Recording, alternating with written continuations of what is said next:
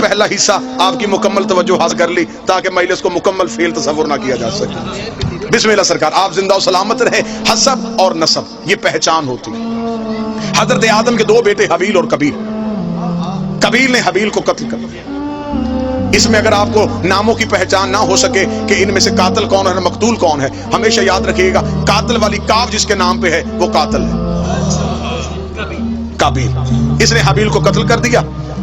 پھر خدا نے آدم کو دو بیٹے دیے، ایک کا نام شیس، ایک کا نام یافس۔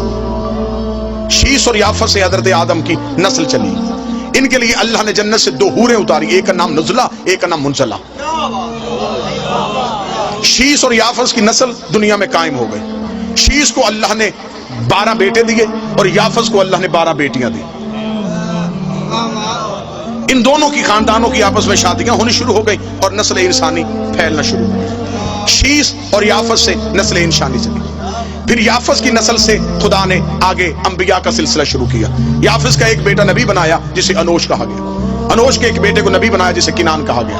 کنان کا بیٹا نبی ہوا جسے مہلائیل کہا گیا۔ مہلائیل کا بیٹا نبی ہوا جسے ال کہا گیا۔ ال کا بیٹا نبی ہوا جسے یرد کہا گیا۔ یرد کا بیٹا نبی ہوا جسے اخنوک کہا گیا۔ اخنوک کو ادریس کہتے ہیں۔ یہ جناب ادریس اس دنیا میں پہلا انسان ہے جس نے تہذیب انسانیت کا آغاز کیا۔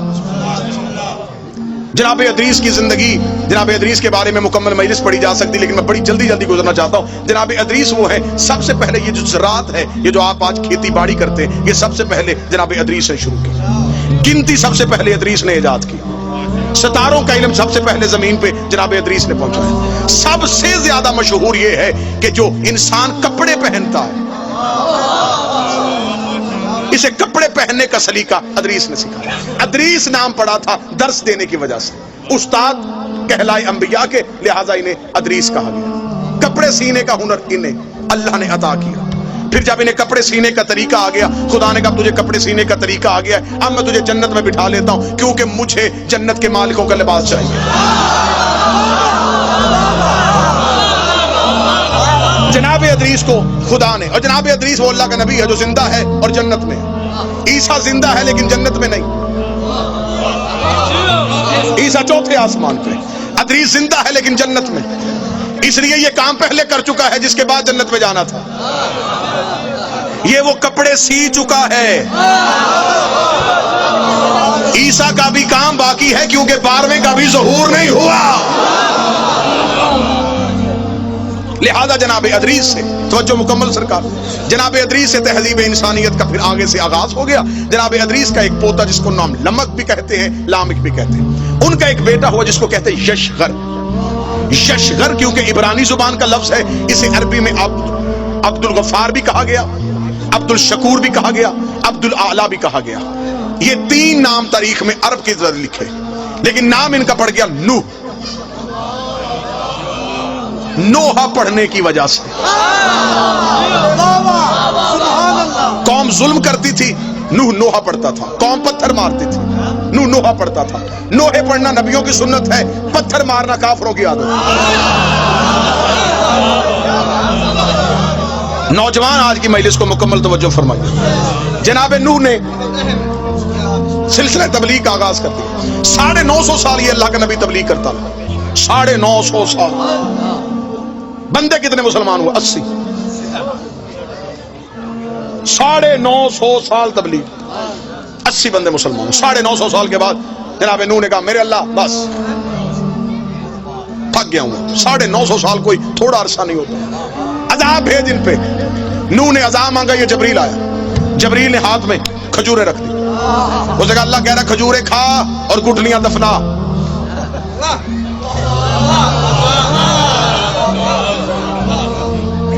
اب دیکھے حد ہو گئی، اب مانگا اس نے عذاب تھا۔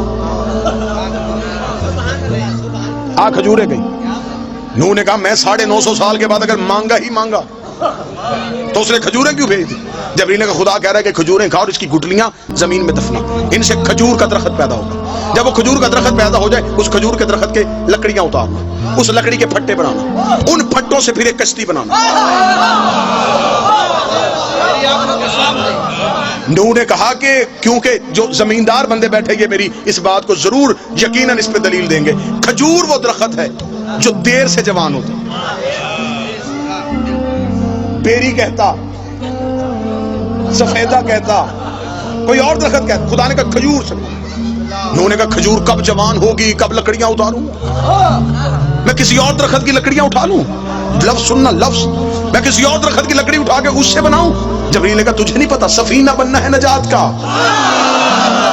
نجات کے سفینے کو یہاں کی لکڑی لگ ہی نہیں سکتی. کون شیعہ ہے جسے نبی کی حدیث نہیں یاد؟ نبی نے کہا میری اہل بیت کی مثال سفینہ نوح کی ہے.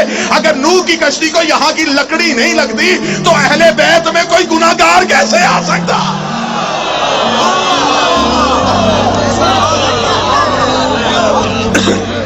جناب نوح نے, خیر پورا واقعہ میں ایک سارے قصے چھوڑ رہا ہوں. جناب نوح نے سفینہ تیار کر لیا. سفینہ تیار کر کے جناب نوح نے بٹھایا سب کو, جو 80 لوگ تھے انہیں بٹھا لیا. بیٹا چھوڑ کے چلا گیا کنعان, ڈوب گیا. بیوی غرق تھی, نبی کی بیوی ماری گئی. تھا نبی کا بیٹا, غرق ہو گیا. جوڑے جوڑے بٹھانے شروع کر دیے. جانوروں کی ہر نسل, کیونکہ دوبارہ پوری دنیا نے غرق ہونا تھا, نئی دنیا آباد کرنی تھی, لہذا ہر مخلوق کا جوڑا چاہیے تھا. نبی نے بلایا ساری مخلوقات میں سے 80 انسان آ گئے اور ہر ایک جانور کا جوڑا جوڑا آنا شروع ہوا. حتیٰ کہ خنزیر جو ہے یہ بھی نوح کی کشتی کی طرف دوڑا. اس کی ماتا نے اس سے پوچھا کہاں جا رہا ہے؟ اس نے کہا تجھے نہیں پتا نبی بلا رہا ہے. اگر نہ گئے تو کل کو دنیا کہے گی تھی سور تھے نہیں آئے.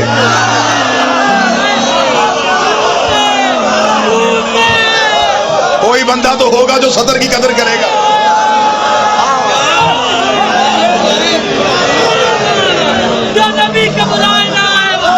کل کو دنیا کہے گی, رائے نجم صاحب کل کو دنیا کہے گی خنزیر تھے نبی بلاتا رہا. نہیں, لہذا ہمیں جانا پڑے گا. چلے گئے 80 لوگ آباد ہوئے. 80 لوگ لے کے جناب نوح کی کشتی کو ہجودی پہ جا کر رکی. پوری دنیا غرق ہو گئی. ترکی کے قریب ایک شہر آوران آج بھی ہے. یہ پہلا شہر ہے جناب نوح کے دور کا جو آباد ہوا. اگر نوجوان بیٹھے, اگر آپ گوگل پہ جائیں, میپ اٹھائیں, تو آپ کو عراق سے موصل سے جو حلب کی روڈ ہے اس پہ آپ دیکھیں تو شمال کی جانب آپ کو وہ آبادی نظر آئے گی, آوران. یہ زمانہ قدیم کا سب سے پرانا شہر ہے جو آج بھی آباد ہے. یہاں پہ آ کے وہ 80 لوگ آ کے ٹھہرے. انہوں نے اس شہر 80 لوگوں نے وہ شہر آباد کیا. وہاں پہ آج بھی ایک گلی ہے, ایک بازار ہے جسے کہتے ہیں سوق السمانیہ. 80 لوگوں کی آباد کی ہوئی گلی. سمانیان کہا جاتا ہے 80 کو, سوق کہا جاتا ہے عربی میں بازار کو. 80 لوگوں کا آباد کیا ہوا بازار. یہاں پہ آ کے انہوں نے یہ شہر آباد کر لیا. جب یہ شہر آباد ہو گیا تو پھر ایک ایسی بیماری ہے جس سے یہ 80 لوگ دنیا سے چلے گئے. نوح کے 3 بیٹے اور ان کی اولاد بچ گئی, حام, سام اور یافس. اب خدا نے دوبارہ نسل انسانیت کا آغاز کر دیا. حام, سام, یافس. نوجوان یاد رکھیے گا آج کی تقریر, حام, سام اور یافس. اب اس سے نسل انسانیت شروع ہونے لگی, کیونکہ خدا اب دوبارہ انسان کو طاہر کرنے لگا ہے. مرکز عصمت میں انسان کو لے کے واپس آنے لگا ہے. اب حام, سام اور یافس یہ 3 بیٹے ہیں جن سے نسل انسانیت کا آغاز ہو گیا. حام کے 9 بیٹے, سام کے 9 بیٹے, یافس کے 11 بیٹے, جس سے نسل انسانی چلی.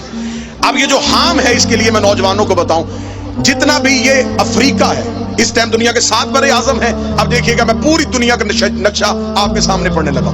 جتنا بھی افریقہ ہے, جتنے بھی سیاہ فام لوگ ہیں, سیاہ کالے جتنے بھی لوگ ہیں, یہ جناب حام کی نسل میں سے, یہ اولاد ہے جناب حام کی. اس پوری نسل میں سے جو قبیلہ, جو خاندان عزت, روحانیت, عبادت سے مشہور ہوا اسے کہتے ہیں قبیلہ بربر. یہ خاندان بربر وہ تھا جو حام کی اولاد میں سے پاکیزگی, بزرگی, عزت اور فضیلت میں مشہور تھا. جناب فضہ کا تعلق اس خاندان سے تھا. اس خاندان کو نوبیہ بھی کہتے ہیں, اس لیے جناب فضہ کا ایک لقب ہے فضہ نوبیہ, اس خاندان بربر کی وجہ سے. یہ جناب حام کی اولاد ہے. یہ سارا سیاہ فام علاقہ یہ جناب حام کی اولاد میں سے ہے. اور یہ جو कुब्ती होते हैं, जो नजाशी बादशाह, ये सारे भी हाम की नस्ल में से आए। जनाब साम आ गए। अब जनाब साम, जितना भी अरब है, ये साम ने आके अरब को आबाद किया। ये अरब जिसे हम आज सऊदी अरब कहते हैं, या ये अराक, या जितनी भी ये इलाका जहां पे अरबी बोली जाती है, ये अरब, ये सारा हजाज कहलाता था। इसे आके साम और साम के बेटों ने आबाद किया। जनाब साम उसे आबाद करके खुद जनाब साम बर्रे सगीर में आ गए, पाको हिंद में। जनाब साम जब बर्रे सगीर में पहुंचे तो ये पाकिस्तान में जब आए तो ये गुजरात में आए। आज भी हेड मराला से जलालपुर जट्टा की तरफ जाते हुए वहां पे 18 नबियों की कब्रें। आपको पूरे पाकिस्तान में अक्सर जगहों पे कब्रें मिलेगी जिसे हमारे लोग, जमाने के लोग कहते हैं 9 गजे। इन्हें पीर समझा जाता है, ये जनाब साम की औलाद में से।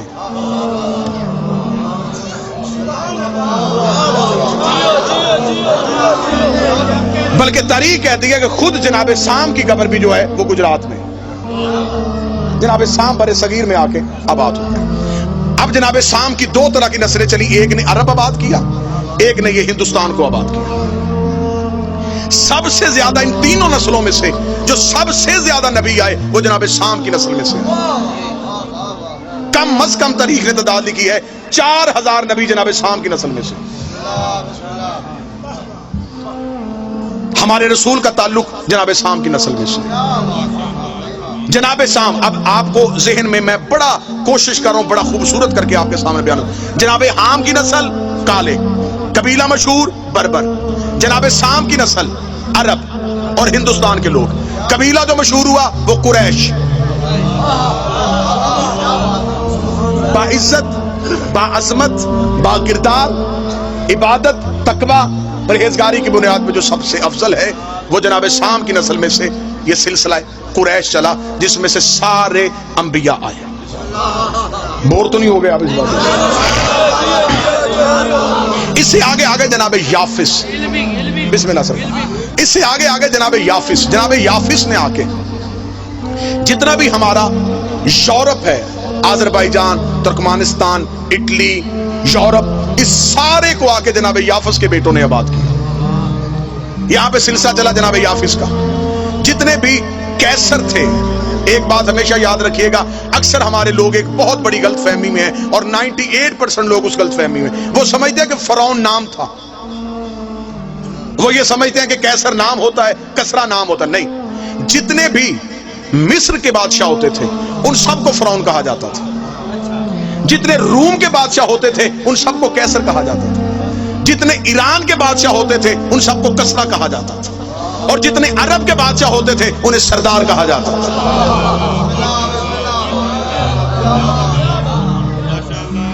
फिर एक चौथी नस्ल चली। इन तीनों नस्लों के इम्तिजाज से एक चौथी नस्ल कायम हुई जिसे आर्या कहा जाता है। अगर आप नौजवान जाएंगे इंटरनेट पे, आप जाकर सर्च करेंगे तो महाभारत बरहमन जो हिंदू मजहब में है, जो हिंदू मजहब का सबसे बरगजीदा खानदान है, इसका ताल्लुक भी आर्या नस्ल के साथ है। ये 4 नस्लें आबाद हो गई, हाम, साम और फिर आर्याई नस्ल। जनाब याफिस को छोड़ के हाम, साम और आर्या। जनाब याफिस पे फिर गुफ्तगू, कल की गुफ्तगू पे मैं जनाब याफिस पे बोल दूंगा। अब हमारे जो 5 इमाम हैं उनकी माएं सामियुन नस्ल है।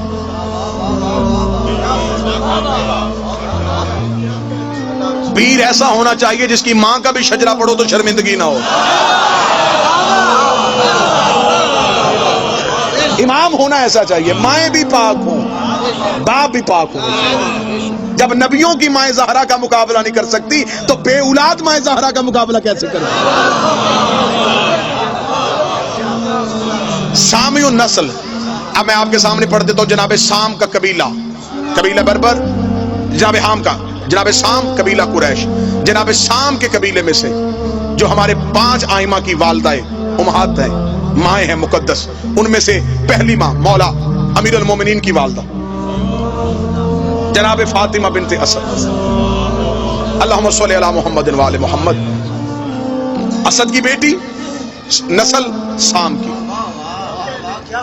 मौला इमाम हसन और इमाम हुसैन की वालदा जनाब सैयदा शहजादी कौनैन, नस्ले साम में से 3 इमाम हो गए जी। पांचवा इमाम इमाम मोहम्मद बाकर अलैहिस्सलाम, इनकी वालदा है फातिमा बिनते हसन, इमाम हसन की बेटी फातिमा, इनका ताल्लुक भी जनाब शाम की नस्ल में से। ठीक हो गया। चौथा इमाम जो है, चौथा इमाम इनकी वालदा शहरबानो, शहरबानो का ताल्लुक आर्या नस्ल के साथ है, ईरानी नस्ल के साथ। ये जितनी भी पाक बीबियां जिनके मैं नाम ले रहा हूं, ये सारी अपने अपने दौर की शहजादियां हैं।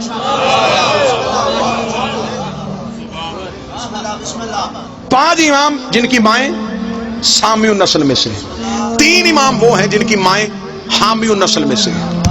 जनाब इमाम मूसा काज़िम अलैहिस्सलाम, अल्लाहुम्मा सल्ली अला मुहम्मद व आले मुहम्मद, उनकी वालदा हमीदा खतून। इमाम मोहम्मद तकी उनकी वालदा समाना खतून।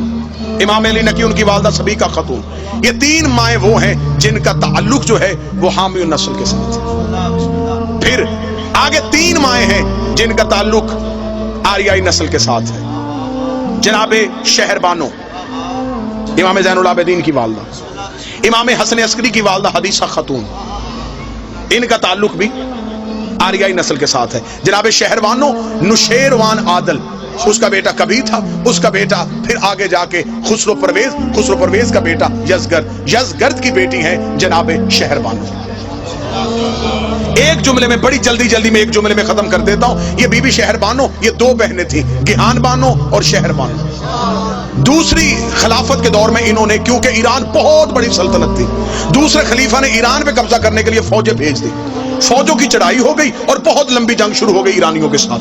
वहां पे तीसरी खिलाफत का दौर खत्म हो रहा था जब ये जंग जीत के वहां से कैदियों को कैद करके पहुंचे। जब ये मदीने पहुंचे हैं तो उस वक्त तख्त में अमीरुल मोमिनीन बैठ चुके थे। इन्होंने लाके कैदी मौला अमीर के दरबार में पेश कर दिए।